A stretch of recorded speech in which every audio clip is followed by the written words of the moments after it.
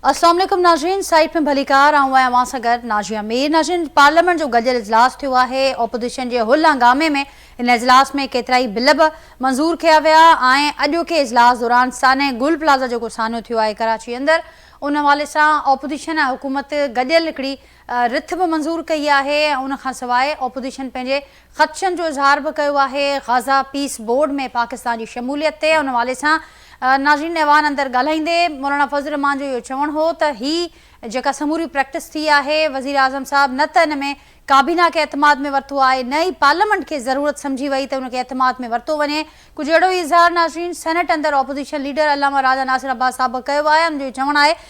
त बिना के इतफ़ाक़े राय जे असीं हिकिड़े इंटरनेशनल फॉरम जो हिसो बणिजी विया आहियूं, गाज़ा पीस बोर्ड जो हिसो बणिजी विया आहियूं ऐं कंहिं क़िस्म जी न त का मशावरत कई वई आहे, न ई को इतफ़ाक़े राय पैदा करणु हुकूमत ज़रूरी सम्झो आहे। उन खां पोइ नाज़रीन हुकूमत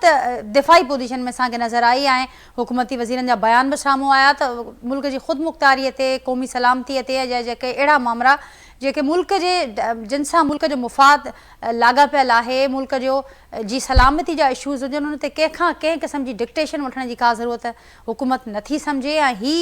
जेको फॉरम में शमूलियत वारो फ़ैसिलो आहे इंतिहाई अहम फ़ैसिलो आहे ऐं जेकॾहिं असीं शमूलियत न बि कयूं आहे तॾहिं बि असांखे तनक़ीद ॿुधणी पवे आहे। पर जेकॾहिं हाणे पाकिस्तान हिन अहम फॉरम जो हिसो बणियो आहे त उन खां पोइ बि असांखे तनक़ीद खे मुंहुं ॾियणो पइजी रहियो आहे। उन ते पिणु नाज़रीन गुफ़्तगू कंदासीं जोकी प्रोग्राम में ऐं गुल प्लाज़ा साने जे हवाले सां बदस्तूर नाज़रीन हिकु पासे जेका हिन ट्रेजिडी जा मुतासिर आहिनि उहे वेठल आहिनि इंतज़ार में त कॾहिं ही जेके इल्ज़ाम, बयान, ऐलान, वज़ाहतूं ही मामला ख़तमु थियनि त पोइ को असांजी वाहुर करण वारो को माण्हू हुजे। हिकु पासे हू इंतज़ार में आहिनि ऐं ॿिए पासे असां ॾिसूं था त मुसलसल हुकूमत हुजे, ऑपोजिशन हुजे, उन हवाले सां उनजी ॻाल्हि त थिए पई गुल प्लाज़ा साने जी, पर उहा जेका ॻाल्हि थिए पई उनखे कहिड़े रीत बहितर करे सघिजे थो, कहिड़े रीत अहिड़नि वाक़िअनि खां बची सघिजे थो, मुस्तक़बिल जी तयारी कीअं करे सघिजे थी, इन मामलनि ते गुफ़्तगू असांखे न हुअण जे बराबरि नज़र अचे पई। नाज़रीन इन ते बि गुफ़्तगू कंदासीं। पिणु जेका इंक्वायरी हिन हवाले सां सिंध गवर्नमेंट जी आहे, उन इंक्वायरी कमेटीअ ते MQM पारां ख़दशनि जो इज़हार कयो वियो आहे। गवर्नर सिंध जुडिशियल इंक्वायरी जो मुतालबो कयो आहे। चीफ जस्टिस सुप्रीम कोर्ट खे उन हवाले सां ख़त लिखण जो फ़ैसिलो बि वरितो वियो आहे ऐं गुल प्लाज़ा साने जी नाज़रीन असांखे न रुगो क़ौमी असैम्बली अंदरि पर सेनेट अंदरि बि अॼु जेको गॾियल सेशन हो उन में आवाज़ ॿुधण में पिया आया ऐं सिंध असैम्बली जे इजलास दौरान बि उन ते गुफ़्तगू थी आहे ऐं वाज़े कयो वियो आहे त जेका नए सिर अॾावत कई वेंदी, गुल प्लाज़ा जी जेका बिल्डिंग हुई उनजी नए सिर अॾावत थींदी ऐं जेके मुतासिर हूंदा उन्हनि खे पिणु इमदादी जेके रक़मूं आहिनि उहे पिणु उन्हनि खे ॾिनियूं वेंदियूं। उन्हनि जे जेके इन वाक़े में नाज़रीन पंहिंजी ज़िंदगी विञाए वेठा आहिनि उन्हनि जे वारसनि जे लाइ बि हुकूमत वाहुर जो बंदोबस्तु करे पई। उन सां गॾोगॾु सिंध जे वॾे वज़ीर हिन ॻाल्हि जो इज़हार कयो आहे त अलाए किथां खां अरिड़हीं तरमीम खे हिन समूरे मामले सां जोड़ियो वियो आहे ऐं जिन हिन मामले खे अरिड़हीं तरमीम सां जोड़ियो आहे असां उन्हनि जे लाइ सम्झूं था त चोर की दाढ़ी में तिंका, उन्हनि इन मुहावरे जो इस्तेमालु बि कयो आहे। नाज़रीन ही मामला केसिताईं जारी रहंदा ऐं जेको असुलु मुद्दो आहे उन ते ही जेको ध्यानु आहे उहो कॾहिं छिकंदो, कॾहिं वरंदो, उन ते पिणु गुफ़्तगू कंदासीं। जेको पैनल मूंसां गॾु गुफ़्तगू जे लाइ मौजूदु आहे उनजो तारुफ़ सां कराईंदसि। अॼोके पैनल में नाज़रीन मूंसां गॾु गेस्ट मौजूदु आहिनि, पाकिस्तान पीपल्स पार्टी जा ॻोड़ा सेनेटर आहिनि, सीनियर अॻवान आहिनि ज्ञानचंद साहब, वीडियो लिंक ज़रिए हिन प्रोग्राम जो हिसो आहिनि, मियां अज़ीम साहब मुस्लिम लीग नून जा सीनियर अॻवान आहिनि, वीडियो लिंक ज़रिए हिन प्रोग्राम जो हिसो आहिनि ऐं सीनियर सहाफ़ी तजिया निगार ख़ुर्शीद अब्बासी साहब मूंसां गॾु वीडियो लिंक ते मौजूदु आहिनि। अवां सभिनी खे भलीकार, अवां सभिनी जी महिरबानी, मां गुफ़्तगू जे लाइ वक़्तु कढियो ऐं गुफ्तगू जो आगाज़ कयां थी। मियां आज़िम साहब, आपसे गुफ्तगू का आगाज़ करूंगी। आज पार्लियामेंट का ज्वाइंट सेशन और हमने देखा कि हुकूमत दिफाई पोजीशन में नजर आई, क्यों इस मामले पर नहीं ज़रूरी समझा गया ऑन बोर्ड लेना ऑपोजिशन को?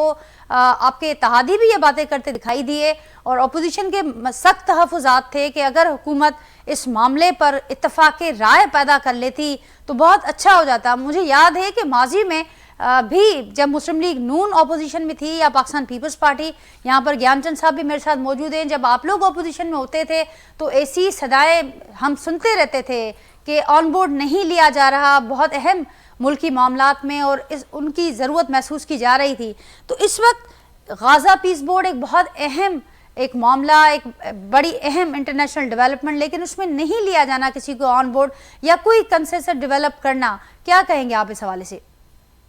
देखें नादिया, इसमें जो आप बात कर रही हैं और जो अपोजिशन बात कर रहे हैं, या आप कह रहे हैं कि इत्तेहादी ने ये सवाल उठाया है, तो गजा पीस बोर्ड के अंदर सबसे पहले तो आप ये देखें कि उसके अंदर कोई ऐसी बात बताएं कि जो पार्लियामेंट के अंदर इसको लेके जाना था, और पार्लियामेंट के अंदर या जो खारजा पॉलिसी के अंदर ये सारी चीजें जो होती हैं। क्या गजा का मामला 1 साल से या 2 साल से नहीं चल रहा? ये जो सारी चीजें जब से हुकूमत हम सब मिलके चला रहे हैं, गजा का मामला तो कंटिन्यू सबको हमने इतमाद में लिया हुआ है। और जहां तक पीस बोर्ड की हम बात कर रहे हैं, तो पीस के लिए तो क्या अमन के लिए भी किसी से मशवरा करना है कि जी दुनिया के अंदर जो दूसरे मुल्क हमारे साथ मिलकर कहीं पे अमन कायम करने के लिए जा रहे हैं, तो उसके लिए कोई इतना बड़ा क्या मसला है कि जिसके लिए ये कह रहे हैं कि जी हमसे पूछा जाए? तो अमन के लिए भी मशवरा करना चाहिए कि जी अमन के लिए हम लोग जाएं या ना जाएं, अमन पैदा करने के लिए। या अगर कोई इंटरनेशनल सत्ता के ऊपर कोई बोर्ड बैठ रहा है, कोई दूसरे जो इस्लामी मुल्क हैं वो साथ में बैठकर दुनिया के ऊपर, हमारे इस्लामी मुल्क के ऊपर जो इसराइल ने जो उस मुल्क को ही तबाह कर दिया हुआ है, उसके लिए हम अमन कायम करें। तो ये सारी चीजें तो ये कोई ना कोई, अब इनको अपोजिशन को कोई ऐसा मटेरियल नहीं मिल रहा कि जो हुकूमत के खिलाफ ये करें। कोई ऐसी चीज नहीं इनके पास है कि हुकूमत की खारजा पॉलिसी आप देख लें, आप जो हमें जिस हालात में मुल्क मिला था उससे हम क्या ये मुल्क सरवाइव कर रहा है या नहीं कर रहा, ये सारी चीजें अब अपोजिशन के पास कोई ऐसी बात नहीं है तनकीद करने के लिए। कोई भी ऐसी चीज वो निकाल लेते हैं कि जो ये बात कर सकें कि जी यहाँ पे हमें साथ नहीं मिलाया गया। भाई ये खारजा पॉलिसी है, खारजा पॉलिसी के अंदर आप ओआईसी के इजलास होते हैं या यूएनओ के इजलास होते हैं या इंटरनेशनल सतह के ऊपर आप जाकर किसी इस्लामी मुल्क के लिए आप कुछ करने के लिए जा रहे हैं, तो जाहरी बात है कि वो एक अमन कायम करने के लिए हम गए। अब ये बताएं, ये सारी चीजें एक तरफ रख के अब अपोजिशन से ये पूछें कि उनके तहफात क्या हैं। कोई तहफात नहीं है उनके। कोई हाँ ये कहें कि जी आपने ये जो कदम उठाया है इसका रिएक्शन ये होगा, वो बताएं कि ये खदशात हैं पाकिस्तान को, पाकिस्तान को इस बात के ऊपर खतरा है, हमारे ये तहफात हैं। आपने जाकर पाकिस्तान के अवाम के खिलाफ फैसला किया है, आपने पाकिस्तान की दफा के खिलाफ फैसला किया है, तो करें बात जो जो ये करना चाहते हैं। अगर हमने वो जो गलत फैसला अगर कर लिया है, इनको मशावरत में शामिल करके अपोजिशन को अगर हमने ये फैसला करना था, बताएं पाकिस्तान के कॉन्स्टिट्यूशन में कहां लिखा हुआ है कि अगर दुनिया के ऊपर अमन करने के लिए या अमन की कोई कमेटी बन रही है तो वो पार्लियामेंट से हमने अप्रूवल लेनी है? ऐसी तो कोई बात है ही नहीं। ठीक, मैं आजिम साहब आपकी बात को आगे बढ़ाऊंगी। और आपने जिक्र किया कि कोई एक ऐसा कोई खदशा जिसका इजहार अपोजिशन की जानिब से आया हो, तो अपोजिशन तो बेशुमार तहफ़्फ़ुज़ात ज़ाहिर कर रही है। वो ये भी कहते हुए दिखाई दे रहे हैं कि इसराइल की मजबूती का एक मंसूबा है जो इसके पीछे है। वो ये भी कहते हुए दिखाई दे रहे हैं कि पाकिस्तान का खुद अपना ये मौक़िफ़ था कि हमास को डिसआर्म करने के हवाले से किसी किस्म की कोई भी जो भी एक्टिविटी होगी उसको पाकिस्तान सपोर्ट नहीं करेगा, हमास हो या ईरान हो या उस हवाले से। तो वो अब, और साथ साथ आपने कहा कि कहीं पर अमन कायम करना है और अमन कायम करने के हवाले से मशवरा क्यों ज़रूरी है। तो ये भी सवालात उठाए जा रहे हैं अपोजिशन की जानिब से कि जिसके लिए अमन की बात हो रही है, यानी फ़लस्तीन यानी फ़लस्तीन, तो फ़लस्तीन की कोई अथॉरिटी इस पीस बोर्ड का हिस्सा नहीं है, तो उसके मकासद कुछ और हो सकते हैं। और इससे पहले एक बहुत अच्छी एक प्रैक्टिस रहती जो हमें माजी में भी नज़र आ ही रही है, या फिर अगर नहीं होती तो उस पर तनकीद भी नज़र आती रहती है कि अगर ये हो जाता मशावरत तो ये एक बेहतर अमल होता। मेरे साथ ज्ञानचंद साहब भी हैं, खुर्शीद अब्बासी साहब भी हैं।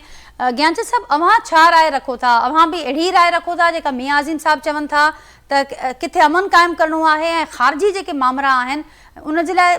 किथे लिखियल आहे या आइन में किथे लिखियल आहे त उन जे लाइ का मशावरत कजे या ज़रूरी आहे त उन खां पहिरियां इतफ़ाक़ राय पैदा कजे?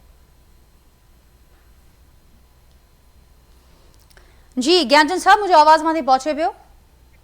जी जी, आओ चवां थो त पार्लियामेंट मौजूद है, तो पार्लियामेंट में जेके डिसीजन वो डिस्कस थियनि खपनि और पार्लियामेंट के थ्रू सॼे मुल्क जी अवाम खे बि एतमाद में वठणु तमामु सुठी ॻाल्हि, हिकु ख़राबु ॻाल्हि कोन्हे। जेतिरे क़दुरु बोर्ड जो मेंबर थियणु आहे त जनाब चेयरमैन बिलावल भुट्टो साहब बि इहा ॻाल्हि कई आहे त we should be in the room. असां उहो हिसो ज़रूरु हुजूं त उते जेके डेवलपमेंट थियूं आहिनि, जेको डिस्कस थियणो आहे, उन में असीं पार्ट हुजूं। पर असां उन अमेरिका खां उमेद लॻायूं त अमेरिका पीस आणींदो। अमेरिका जंहिं सॼे हिन फ़लस्तीन जे मामले में जेके बि इसराइल हमला कया आहिनि उनजे पुठियां त अमेरिका ई बीठल हो न। जी अमेरिका जे यूनाइटेड नेशंस में गज़ा जी जंगबंदी जे सिलसिले में, जंगबंदी जो ॿियो लफ़्ज़ अमन ई आहे न, उन में जेके करारदूं आहियूं सभिनी खे अमेरिका ई त बीठो कंदो रहियो आहे। इन सभिनी सॼी सूरत जे करे असांजे अपोज़िशन खे बि ख़दशा पैदा था थियनि, मूं जहिड़े के आम माण्हू खे बि ख़दशा था पैदा थियनि। इहो छा थियणु पियो वञे, छा इहो जेको बोर्ड ठहे थो वाकई अमन पैदा करण लाइ बोर्ड पियो ठहे, या उनजे पोयां के ॿिया के बि मक़ासिद आहिनि। हिनखे छिंडे फूके असांखे हणणो पवंदो। असां टोटली अमेरिका जे हुन खां डिसएग्री बि नथा करे सघूं। असांजे कंध ते अॻे इंडिया जेको आहे उहो तयारु थियो बीठो आहे। हितां अमेरिका जूं ख़ुदि नज़रूं ईरान ते जेको आहे दुश्मनाना नज़रूं मौजूदु आहिनि, त असां वटि बि असां का एॾी वॾी इकोनॉमी कोन्हे। असांजी हिकिड़ो आर्मी स्ट्रक्चर खणी केॾो बि सुठो आहे, पर असांजी इकोनॉमी एतिरी कोन्हे जेको असीं अमेरिका खे इनकार करे सघूं। उहो एब्सोल्युटली नॉट डायलॉग जे हद ताईं त ठीकु आहे, पर प्रैक्टिकली असीं अफोर्ड ई कोन था करे सघूं जो असीं टोटली हुन खां धार थियूं। बाक़ी पार्लियामेंट खे ज़रूरु एतमाद में वठणु खपे त इहो बोर्ड कीअं ठहियो आहे, या बोर्ड जा मक़ासिद कहिड़ा आहिनि, जेके शयूं खुले आम नथियूं करे सघजनि, उहे इन कैमरा सेशन्स बि थींदा आहिनि, उन्हनि में ॿुधायो वेंदो आहे त असांजी सूरत हाल छा आहे, जंहिंमें थींदो न अपोज़िशन बि असांजो पार्लियामेंट जो हिसो आहे, उन्हनि जे बि लीडरशिप खे विहारिजे त ख़ुदि सॼी पार्लियामेंट खे ब्रीफिंग नथा ॾेई सघो त पार्लियामेंट लीडर्स खे ॾियो। पर ईअं त कोन थी सघे त सिर्फ़ु कैबिनेट ताईं कुझु असांजा ब्यूरोक्रेट्स पाण में वेही फ़ैसिला कनि ऐं भोगे। ही तमामु सीरियस मामिलो आहे। हिन में फ़लस्तीन में जेकर अमन थियणु थो वञे तॾहिं बि उन में छा थियणो आहे, उनखे एतमाद में वठणु खपजे। जेकॾहिं उते अञा ॿी का सिचुएशन डेवलप थियण थी वञे, के ख़दशात आहिनि, त बि पार्लियामेंट जे थ्रू सॼे मुल्क जे अवाम खे बि उनमें एतमाद वरितो हुजे। जेके फ़ैसिला थियनि उहो मुल्क जी भलाई जे लाइ थियनि था ऐं उहो सॼे दुनिया जे अमन जे लाइ थियनि था। उनजे पुठियां का हिडन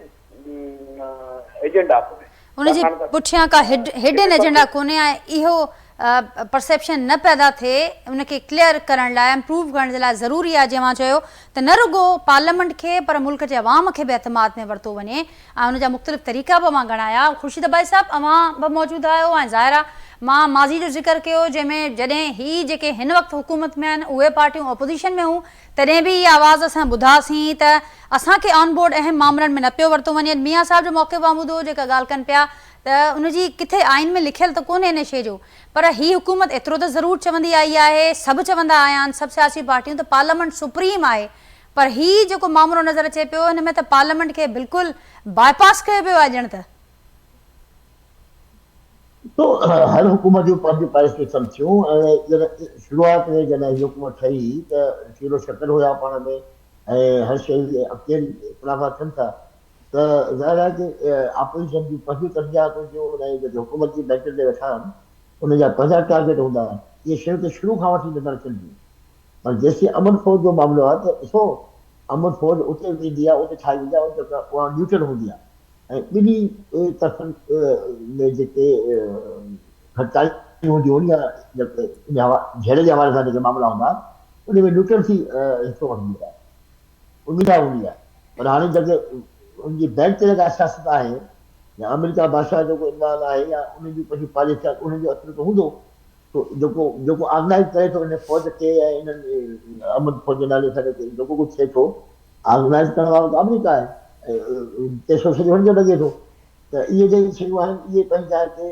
ज़ाहिर आहे त जेका पाकिस्तान हिकिड़े बतौर मुस्लिम मुल्क जे नाते हमेशह फ़लस्तीन जी सपोर्ट कंदो रहियो आहे। त उन हवाले सां जेका अमन जे हवाले सां जेका फ़ौज तयारु कई वेंदी आहे उहा न्यूट्रल आहे, उहा कॾहिं बि हिकु तरफ़ न बीहंदी, न ख़ाली फ़लस्तीन जी हिमायत कंदी न यहूदी लाबी सां हूंदी, पर उहा जेका अमुन में जेके रुकावट हुई जेका जेके हूंदा उन्हनि ते ओपन उन मुखालफ़त कंदी आहे उनखे पेश कंदी इहे शयूं आहिनि पोइ इन जो तरकीब थिए थी कहिड़ी ऐं ज़ाहिर आहे त असांजो हिज़रत जो रोल आहे उहो आहे तरकीब जे हवाले सां ऐं हिज़रत चवंदा उन्हनि खे जेका तनक़ीद करे पर तनक़ीद बराए तनक़ीद न थिए थी उनजो रिज़ल्ट सुठो नथो थिए न मुल्क लाइ नुक़सान आहे त ॻाल्हि इहा आहे हाणे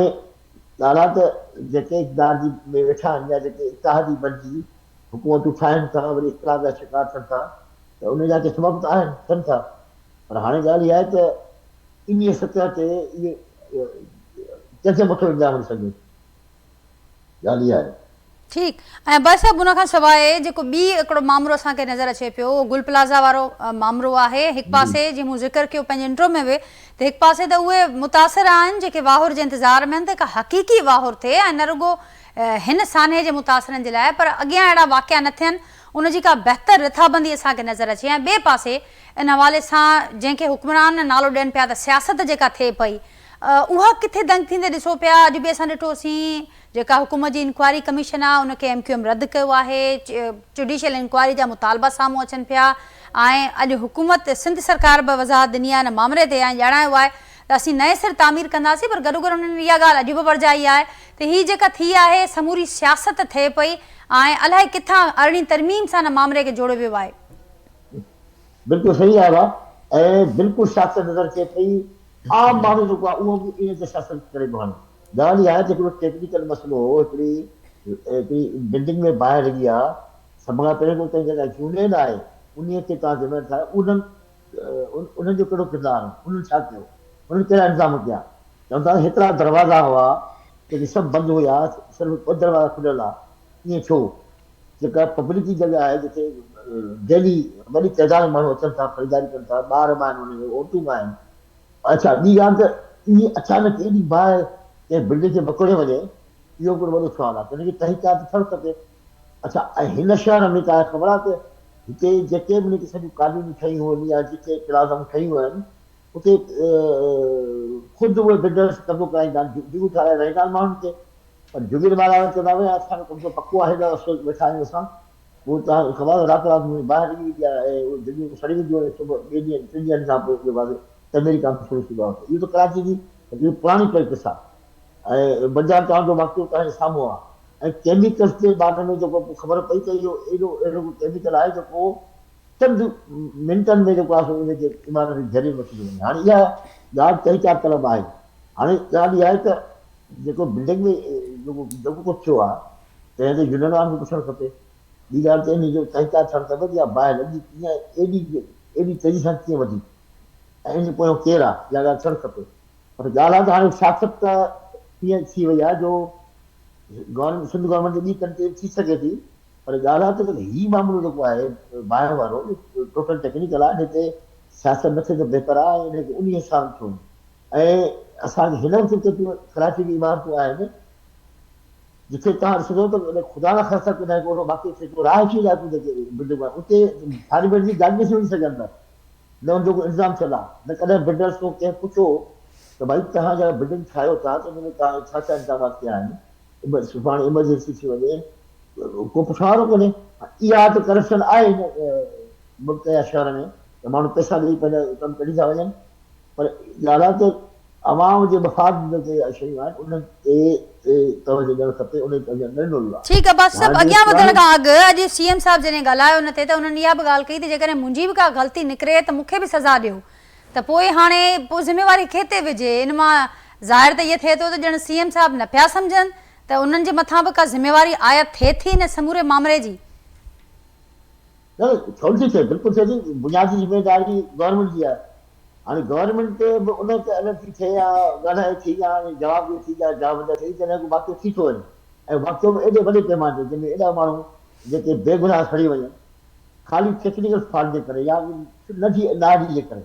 यानी कि मां त हिनखे ज़रूरी पियो सम्झां थो त बाबा जेका इन बिल्डिंग जी यूनियन हुई जेका उनखे बिल्डिंग खे ऑर्गेनाइज़ करे हलाए पई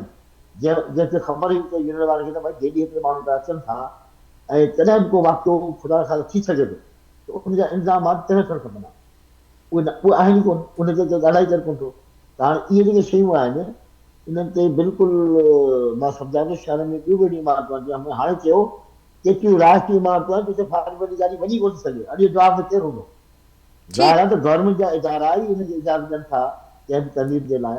ऐं उहे फायर सिस्टम शुरू थिए थो त असांखे ख़बर आहे त केतिरा माण्हू कीअं कहिड़े नमूने सां इजाज़त वठी बिल्डिंगूं ठाराइनि था ऐं पैसा ॾियनि था ऐं इहे इल्ज़ाम लॻंदा रहंदा आहिनि हिन मथां पहिरियों बि लॻा आहिनि माज़ी बि लॻा आहिनि पर ॻाल्हि आहे त इहो जेको वाक़ियो थिए थो इन ते सियासत बि कनि या इन ते हाणे त एमपीओ बि मौसूम थी वई आहे सभु मौसूम स्वार्थ सां कनि त भई छा थियो ॻाल्हि इहा आहे त हाणे ॾुख हर कंहिंखे आहे जेके बेगुनाह माण्हू जेके छड़ी हुआ उहे छो चवनि था इहा ॻाल्हि त ज़ाहिर आहे त मां इंतिहाई अहम ऐं गवर्नमेंट लाइ बि अहम हुअणु खपे ऐं उन्हनि इदारनि लाइ बि अहम हुअणु खपे जेके इन्हनि बिल्डिंग जे कंट्रोल सां संभालनि था ऐं जेके निगरानी कनि था या जन वटि इल्ज़ाम आहिनि उनखे करणु खपे ऐं ठीक शहर में जो फायर ब्रिगेड जो मामिलो आहे उन ते फैसिलिटी कयो वञे उन्हनि ते जवाब ॾेखारियो वञे त एन टाइम ते जॾहिं अहिड़ो कोई इतलाउ मिले त भली तव्हां ॾिसो था शहर जी ट्रैफिक छा आहे जेकॾहिं फायर ब्रिगेड जूं गाॾियूं निकिरंदियूं त उनखे ट्रैफिक खां कंहिंसां इजाज़त मिलंदी रस्ता मिलंदा अॻिते वेंदा न त हर सिस्टम जेको आहे ॿिए सिस्टम में कंहिं न तरीक़े सां मुदाख़लत करे थो ऐं रस्ता रोक थिए थी ये नतीजा निकिरनि था ठीक है भाई साहब अमां जी गाल के आगे बढ़ाएंगे मियां अजीम साहब आप क्या कहेंगे आज इंक्वायरी पर भी कुछ खदशात का इजहार किया गया एमक्यूएम की जानिब से वो भी इत्तेहादी है मुस्लिम लीग नून की पीपल्स पार्टी भी इत्तेहादी अलायंस में शामिल है और मुस्लिम लीग नून खुद भी ख्वाजा साहब इस बात का इजहार कर चुके हैं इसके बाद राना सनाउल्लाह साहब का भी बड़ा एक बयान सामने आया कि 18वीं तरमीम सीएम सिंध कहते हैं कि इस सारे वाक़े से ये कहाँ से पता नहीं कहाँ से इसको 18वीं तरमीम से जोड़ा जा रहा है क्या कहेंगे आप इस सारे मामले पर जो भाई साहब ने कहा कि सियासत के अलावा जो मुतासरीन इंतजार कर रहे हैं उनकी तरफ कब देखा जाएगा उनके दुखों का असल मदावा कब होगा देखिए नाजिया ये जो गुल प्लाजा वाला मामला है ये 3-4 दिन से जो इसके ऊपर एमक्यूएम आपके अपने जो तफदात हैं या उनकी जो अपनी जिस पॉइंट के ऊपर वो बात करते हैं और सिंध गवर्नमेंट और सिंध के जो नुमाइंदे हैं उन्होंने 2-3 दिन से हम उनको सुन रहे हैं आप देखें सबसे पहले तो एक जब पीपल पार्टी बात करती है तो वो कहते हैं जी कि बल्दिया फैक्ट्री की बात करें ठीक है और जब एमक्यूएम बात करती है तो वो गुल प्लाजा की बात कर देते हैं बात यह है कि ये एमक्यूएम की वजह से हुआ है या पीपल पार्टी की वजह से हुआ है लेकिन ये किसी की भी वजह से हुआ है लेकिन ये इतना बड़ा जो जानी और माली नुकसान हुआ है ये चाहे वो पीपल पार्टी की वजह से हुआ है या वो एमक्यूएम की वजह से हुआ है लेकिन ये नलायकी जो है वो 100% पूरे पाकिस्तान को पूरी दुनिया ने ये देखा है और खुद ही ये कह रहे हैं कि जी ये जो बिल्डिंग बनी हुई है ये इनलीगल कंस्ट्रक्शन की गई है पहले 1 मंजिल का उसको अप्रूवल मिली फिर पार्किंग के नीचे दुकानें बन गई 500 की जगह पे 1200 दुकानें बन गई ये खुद ही बता रहे हैं यानी खुद ही बता के और ये कह रहे हैं कि वो ये उस हुकूमत ने ये एमक्यूएम की वजह से हुआ एमक्यूएम ये कह रहा है कि आज मुस्तफा कमाल साहब की स्टेटमेंट जो है उन्होंने एक टीवी चैनल के ऊपर बैठ के ये कहा है कि अगर हमने ये किया है तो 18 साल गुजर चुके हैं या 17 साल गुजर गए हैं तो हमें सजाए मौत दे दें यानी दोनों ये बात कर रहे हैं वो इसके ऊपर डाल रहे हैं और ये उनके ऊपर डाल रहे हैं लेकिन ये साबित हो चुका है कि ये इनकी नलायकी है और ये जो इन्वेस्टिगेशन हो रही है उस इन्वेस्टिगेशन में ये भी चीजें बाहर आ जाएंगी अब आगे दूसरी बात कि जो सीएम साहब हैं उन्होंने ये कहा है कि जिनका जानी नुकसान हुआ है हम उनको 1-1 करोड़ रुपया देंगे भाई बिल्कुल आप 1-1 करोड़ नहीं आप हमारे खजाने से आप हमारे जो अवाम का जो टैक्स है उससे आप 10-10 करोड़ दें हमें हम राजी होंगे खुश होंगे कि अवाम का पैसा जो है किसी की जान गई है वहां पे अगर 10 करोड़ भी दे देंगे पाकिस्तानियों को इतराज नहीं होगा आप लोग जो अपनी अय्याशियां करते हैं आप लोग जो सारा कुछ करते हैं करोड़ों अरबों रुपया खाते हैं तो जिनका जानी और माली नुकसान हो आप ज्यादा दें लेकिन मेरी अपनी ये राय है कि जिन लोगों की वजह से ये हुआ है उनकी प्रॉपर्टी बेचें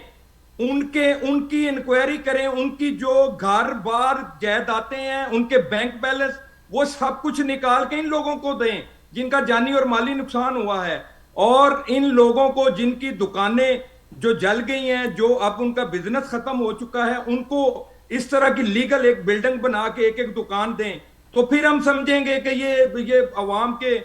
इनको ख्याल है, अवाम को ये रिलीफ देना चाहते हैं। और जहां तक आपका दूसरा सवाल है कि गुल प्लाजा के साथ आप एनएफसी को साथ शामिल कर देते हैं, आप 18वीं तरमीम को साथ लेकर आ जाते हैं, वो बिल्कुल दुरुस्त बात है। वो इसलिए दुरुस्त बात है कि एनएफसी के इतने पैसे 56% पैसे लेकर सूबे और अपनी आवाम को रिलीफ भी ना दें, और खास तौर पर कराची के अंदर आप देखें कि किसी एक शोबे के अंदर बता दें कि जितने इनको पैसे मिलते हैं, सिर्फ एक कोई शोबा बताएं कि जिसके अंदर इन्होंने पंजाब का दूसरे सूबों का या फेडरल का इन्होंने मुकाबला किया है। आप यकीन करें कि ये तो सीवरेज के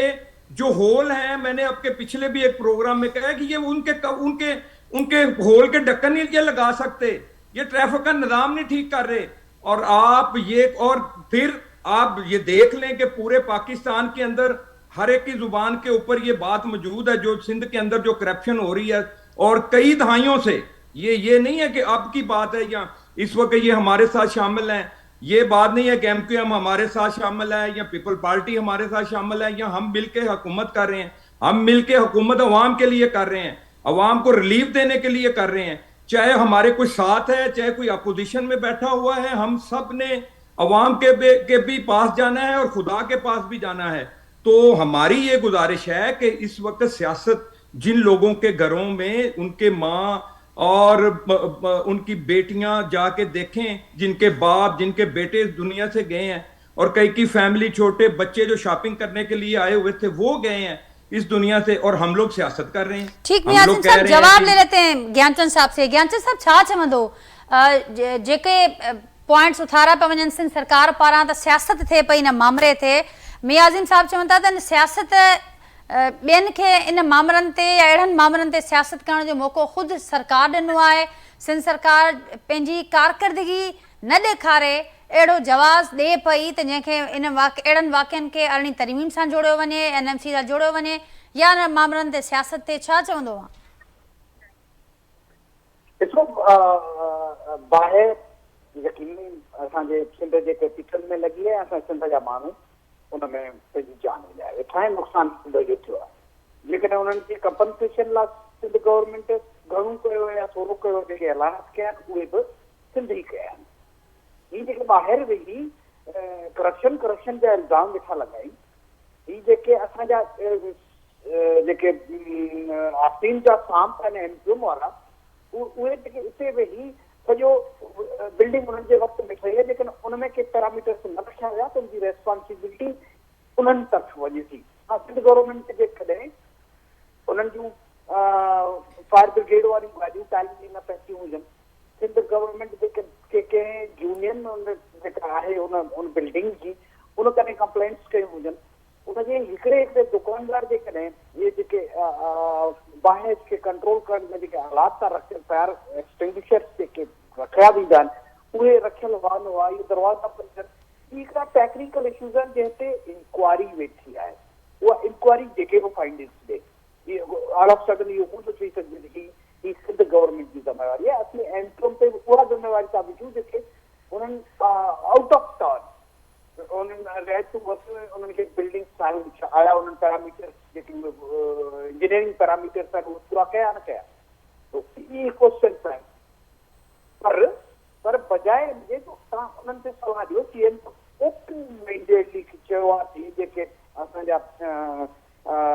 बिज़नेसमैन आहिनि उहे विहनि, गवर्नमेंट ऑफिसर्स विहनि था, ॿिया विहनि था, इंक्वायरी करायो जंहिंजी बि रिस्पॉन्सिबिलिटी ठहरी।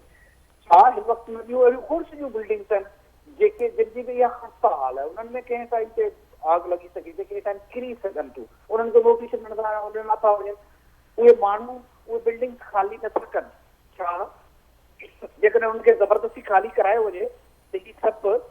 सभु रोड ब्लॉक करे जुलूस कढी वेही न आया हूंदा। तो हेतिरी सॼे जानी नुक़सान ते असांखे कतई सियासत न करणु खपे। जेकॾहिं हा जुडिशल जी इंक्वायरी मुतालबो कनि था त असांखे उन ते को एतिराज़ कोन्हे, उहे जेको मुतालबो कनि, पर ही रेस्पॉन्सिबिलिटी जेका आहे उहो जेकॾहिं हणनि था सिंध गवर्नमेंट या ॿिए पासे त इहो कोन्हे को उते रेस्पॉन्सिबिलिटी फिक्स करणी पवंदी त आया फायर ब्रिगेड जल्दी न पहुती, आया दवा का उहो सबबु हो या दुकानदारनि जी जेका जेके हुननि जेके मेयर्स कोन वरिता जेके ॿाहिरि लॻण जी सूरत में वठणु खपजनि त इहे सभु फाइंडिंग्स उन इंक्वायरी खां पोइ ईंदियूं।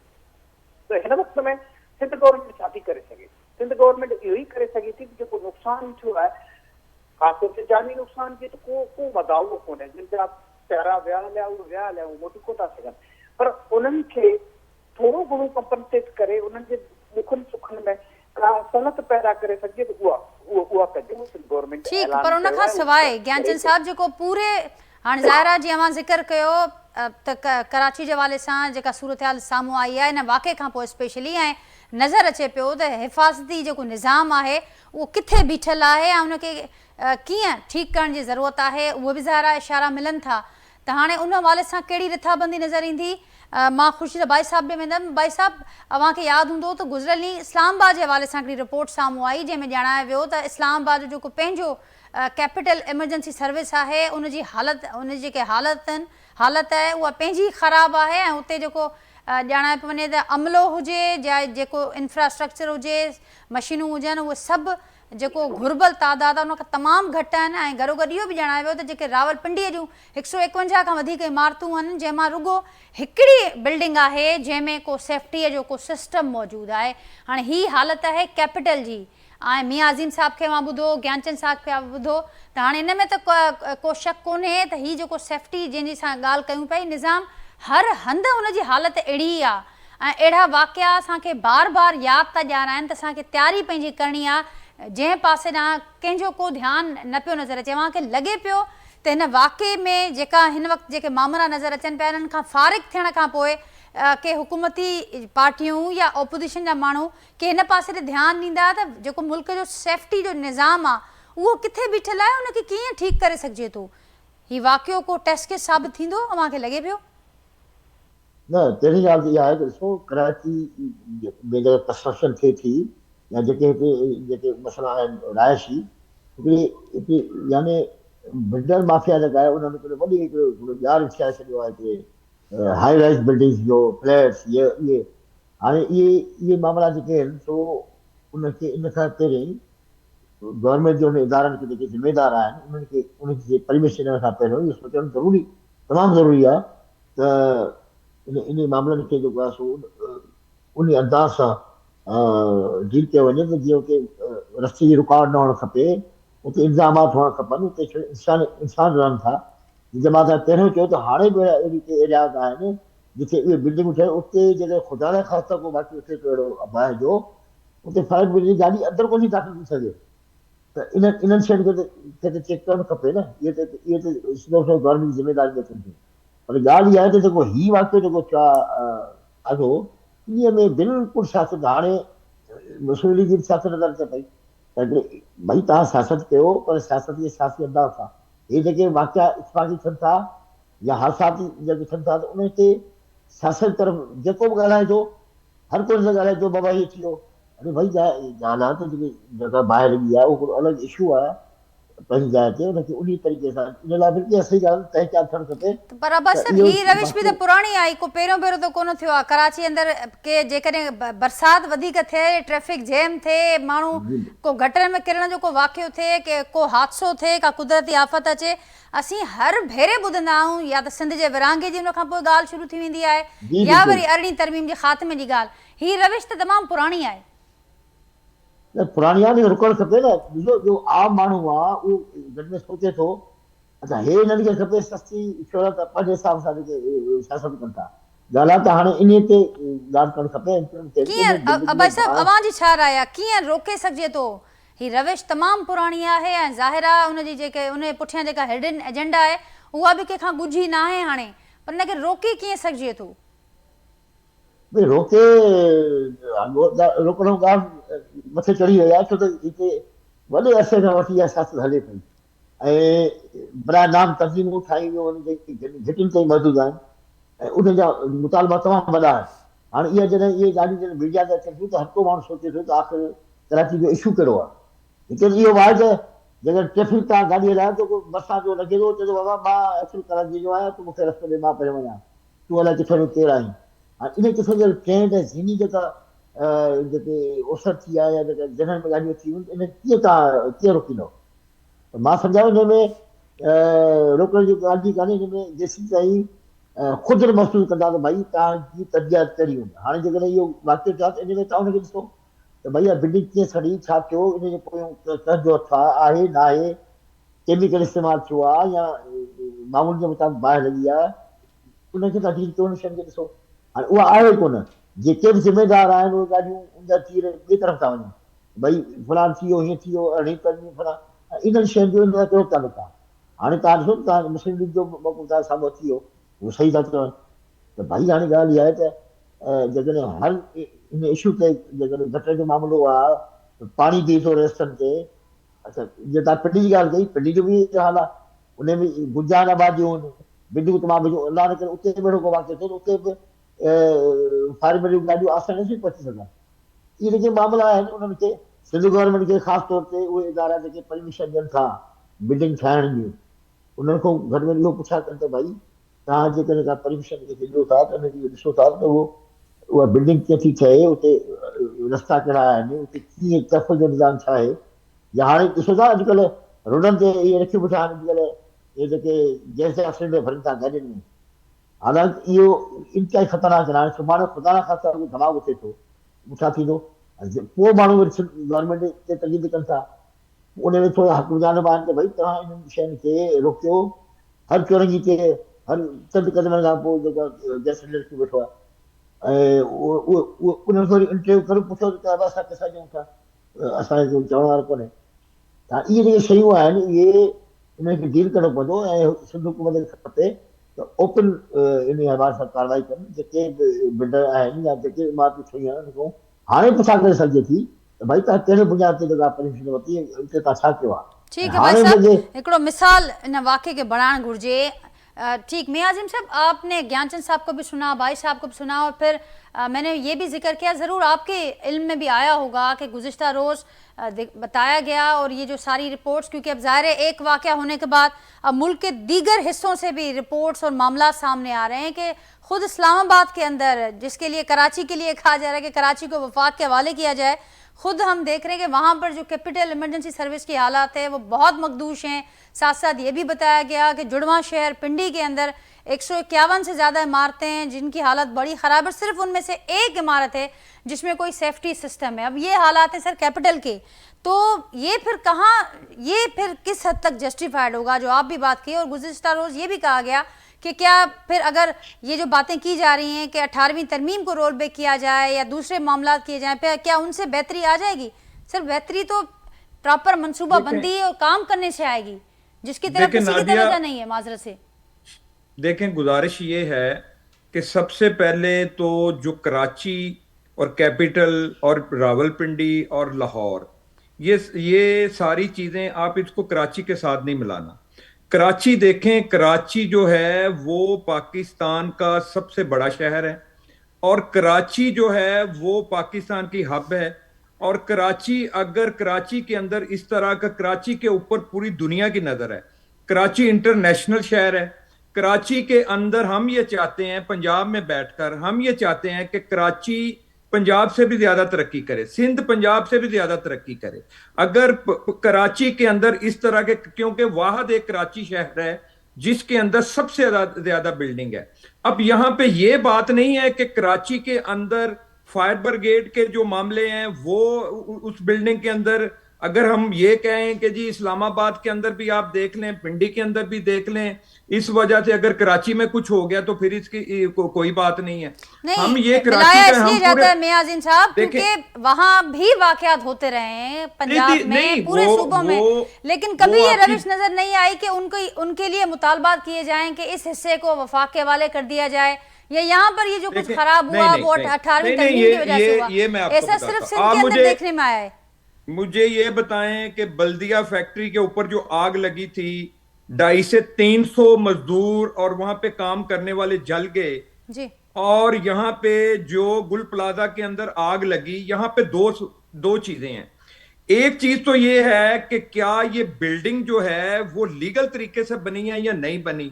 क्या इस्लामाबाद के अंदर जो बिल्डिंगें बनी हैं वो लीगल तरीके से बनी हैं या नहीं बनी। खस्ता हालत होनी एक और बात है, और अगर एक बिल्डिंग की एक एक फ्लोर के लिए बनी है या दो के लिए बनी है, उसकी फंडिशन उस तरीके से बनाई जाती है और उसके ऊपर आप 10 मंजिल बिल्डिंग को उठा लें, जब उसको वो करप्शन में मुलव्वस होगी वो बिल्डिंग, तो उसके अंदर उसके एसओपी जो हैं वो बिल्कुल कोई नहीं देखेगा कि कहीं पे आग लगनी है, पानी का बंदोबस्त या वहां पे दाखिली खारजी रास्ते।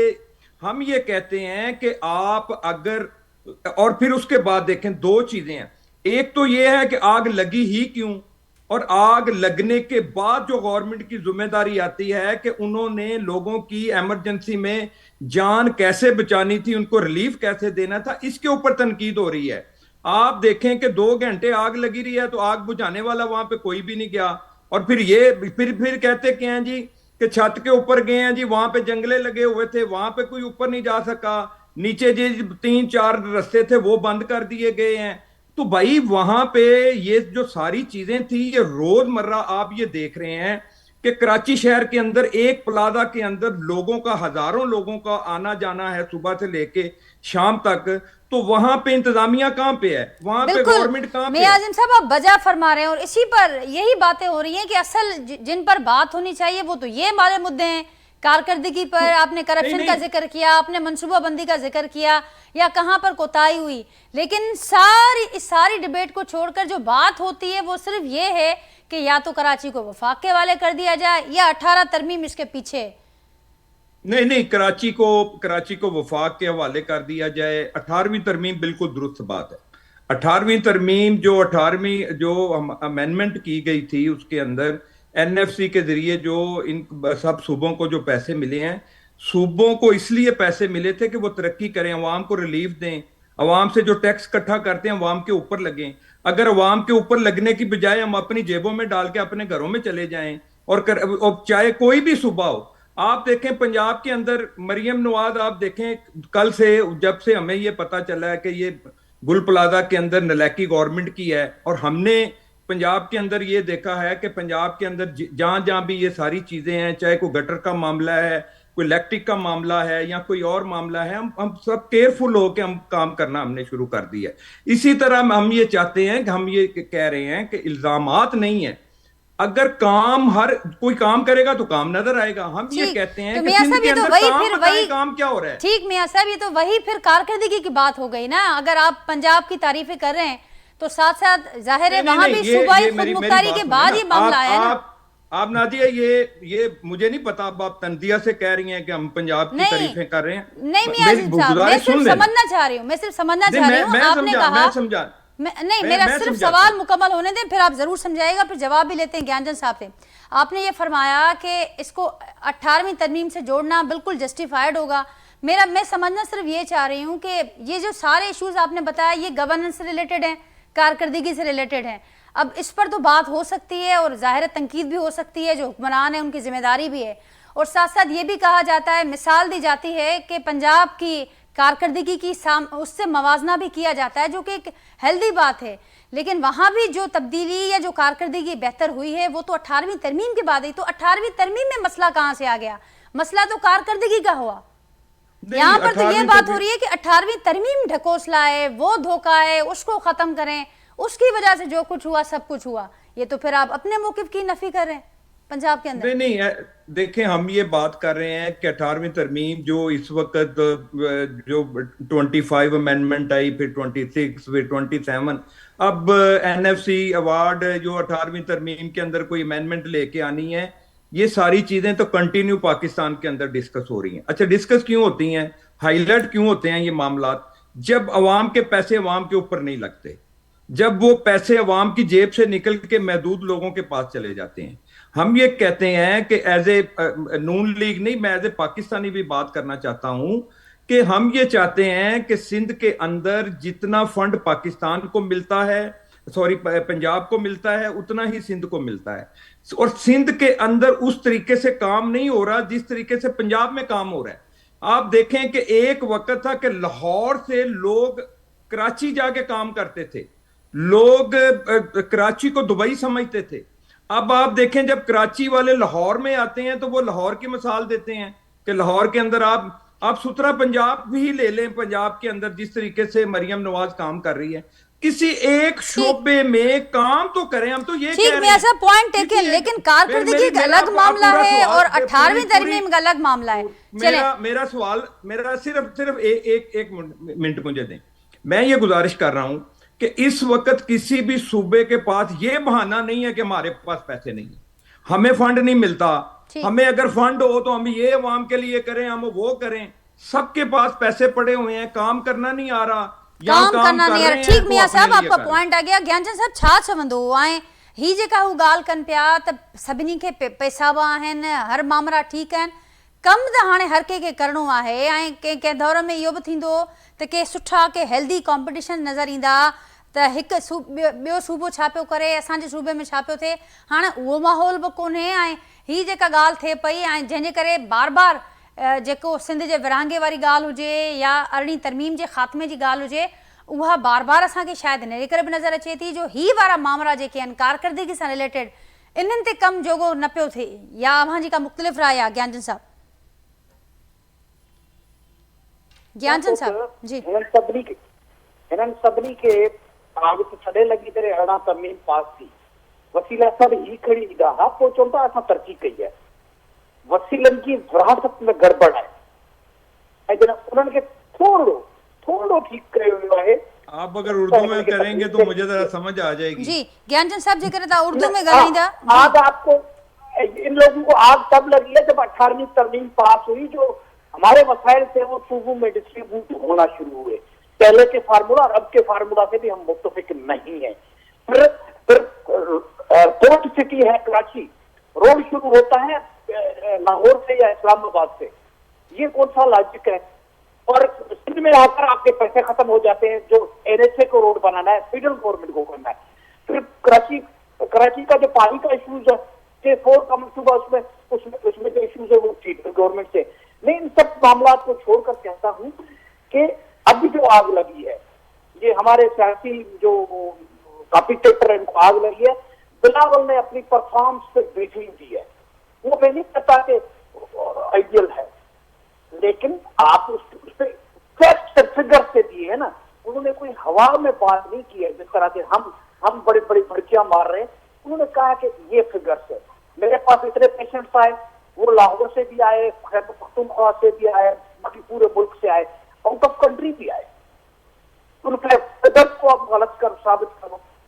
तो आप जब वसाइल नहीं दोगे तो ये होगा। फिर ये सारे फितने, हमने तो सिंध वालों ने कभी नहीं कहा कि भाई कराची जो हमारा रोशनियों का शहर था,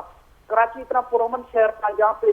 क्लब थे, जहाँ पे डांस पार्टियां होती थी, जहाँ पे मौसीकी चलती थी, जहाँ पे अमन के गीत गाए जाते थे, और ये लोग जो इधर से उधर से भाग कर इधर आए, उनको हमने मेहमान करके रखा। और अब ये कहते कि ये हमारा हो गया। वो तो ना आई साडो खान की गरजी दरियानी, ये कल के आए हुए इन्होंने दहशत कर दी। कराची को क्या दिया? गोलीबार लाश दिए। इन्होंने कराची को क्या दिया? मारा मारी दी। इन्होंने कराची को क्या दिया? दहशत गर्दी दी। इन्होंने क्या किया कि चाइना कटिंग दी। तो ये सब चीजें इन्होंने की है। कराची, हमारा कराची इस तरह का नहीं था। ये जो हमारे मेहमान बनकर आए, उन्होंने ये कराची को खराब किया है।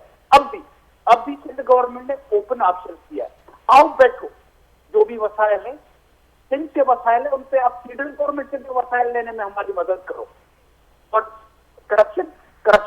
करते हैं। ये पंजाब में सब झूठ के धुले हुए हैं। इन्होंने पेपर मिल्स के वाकत पे उससे, हम मैं उस बात से जाता ही नहीं हूँ कि पंजाब वाले क्या कहते हैं। वहां पे आग कभी नहीं लगी है। वहां के बत्तियां नहीं चलाई गई है गरीबों की। तो ये किस किस्म की बात करते हैं? नफरत तो वहां पे फैली है, हम तो मोहब्बत बांटने वाले हैं। ये बातों से ये चीजें हल नहीं होनी। इन बातों से आप कहें कि ऊपर वो चोरी शुजाव वाली बात के मिट्टी डालें, ये मिट्टी नहीं डालनी। ये बात ना करें आप ना, आप ये बात ना करें। आप ये जवाब दें कि क्या आप इन बातों से जो दुनिया में गए हैं, अब उनको मुतमिन करके जरा मुझे बताएं ना कि ये पंजाब में ये हो रहा है, हमने इसलिए किया है। आप करके बताएं ना जरा। अब मैंने सुन लिया। ये आप इन पूरे चीजों मुल्क से के इन चीजों से financial गुल affairs प्लाजा को वाला हड़प मामला हल करके नहीं हो जाना। फिर बोलते हैं आप जो करके बात दिखाओ, कर रहे हैं, कितना पैसा जो सही जाता बात है वो पंजाब पूरे को, हमको पाकिस्तान कितना को पता है,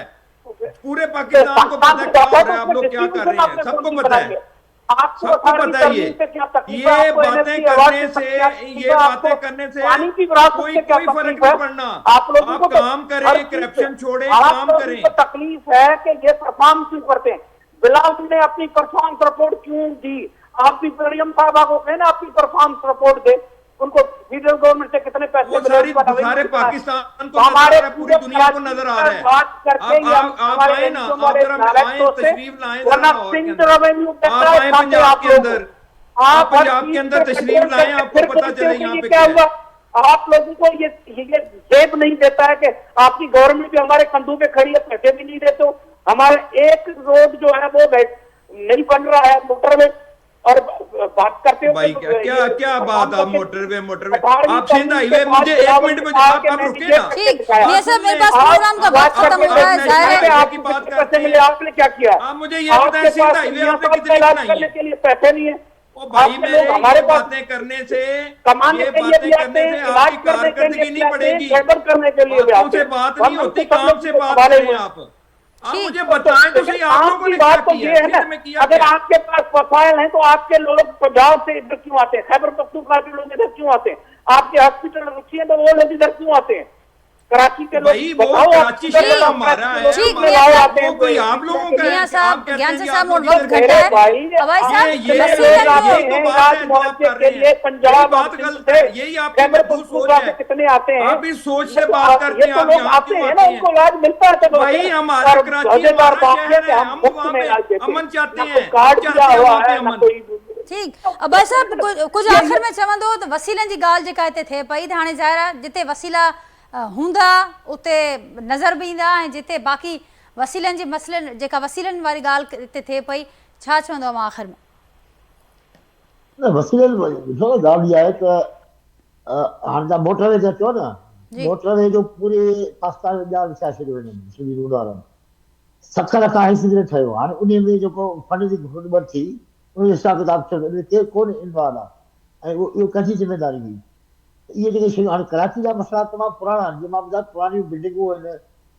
हिकिड़ो पुराणो शहर आहे ऐं उन में जेको आहे कंस्ट्रक्शन जी गड़बड़ थी आहे, इन जा नतीजा निकिरनि था। पर इहो मसइलो कोन्हे कि सियासत थियणु खपे, इहो हिकिड़ो प्योर टेक्निकल मामिलो आहे ऐं इनखे उन सां डील कयो वञे ऐं इन जी तहक़ीक़ात थियणु खपे। गटर ते बि सियासत ऐं इन शनि ते सियासत न हुअणु खपे, मां सम्झां थो। वरी महिरबानी वाली ख़ुर्शीद भाई साहब जी, मियां अज़ीम साहब, ज्ञानचंद साहब, नाज़रीन गुफ्तगू मां ॿुधी, असीं तव्हां ते फ़ैसिलो छॾींदा आहियूं त तव्हां फ़ैसिलो ॾिसंदो ऐं जेका गुफ्तगू ॿुधंदो ऐं उनखां पोइ फ़ैसिले जो इख्तियार ज़ाहिर आहे आवाम वटि ई आख़िर में हुजे थो। पंहिंजे फीडबैक खां असांखे आगाह कजो। वरी हाणे असां सूमर ॾिहाड़े मुलाक़ात थींदी, तेसिताईं ॾींदा इजाज़त। अल्लाह हाफ़िज़।